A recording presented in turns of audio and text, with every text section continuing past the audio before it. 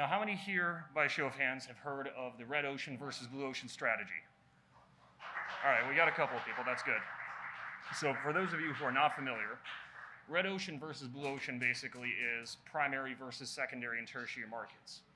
In the primary markets, you basically have to compete in existing market space, you have to beat the competition, you have to exploit the existing demand, and you have to make a value-cost trade-off. So ultimately, you're spending a lot of either money on operations or advertising. And then you have to align your entire system and spend a lot of money just to compete with 10 other companies. Say, example, you make whiskey. You're now competing against 20 other whiskeys in the primary market. How does that make any sense? Now, in a blue ocean, you have an uncontested market space. People are not aware of these bigger products, or they don't have enough opportunity. So guess what? You can get in there, you can pick an avenue, you can dominate it. You can capture new demand, you can create new demand. You can ultimately make your competition irrelevant by being the best that you can be at what you do.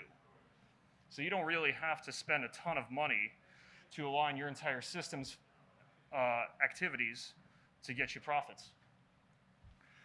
So part of the blue ocean and red ocean strategy is the ERC Grid, which is eliminate, reduce, raise, and create. So with that, you want to eliminate anything that doesn't make sense. How many times have you been to a hotel and you've seen bellboys? Not often. They're costly, they're antiquated, it makes no sense. McDonald's, they got rid of their playrooms. Why? It didn't make sense. Same thing. Reduce. What can you reduce that you're currently doing that's draining money? And then what can you raise? Well, you can raise your guests' expectations, and you can ultimately create an environment that aligns with your ethos.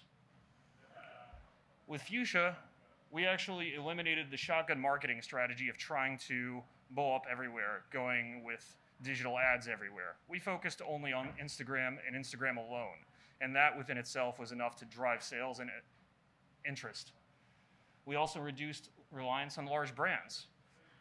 I mean, we are advocates for the small guys, the guys that don't have a lot of market share. We want to tell their stories. So that's why we don't necessarily go very heavily with Bacardi. We don't go very heavily with the big four guys. We work specifically with small brands. Then we use that to raise awareness.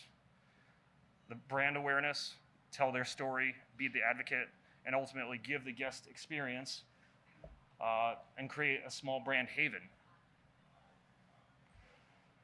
So if you want to expand into a secondary or tertiary markets, you have to consider a couple of things. You have to look at your KPIs, your key performance indicators. Now those specifically are your profit and losses, how many guests are coming in on a regular basis, anything that's measurable, anything that's attainable, anything that's relevant. Don't fall into vanity marketing tactics though, like Google, because sometimes those numbers don't really make sense.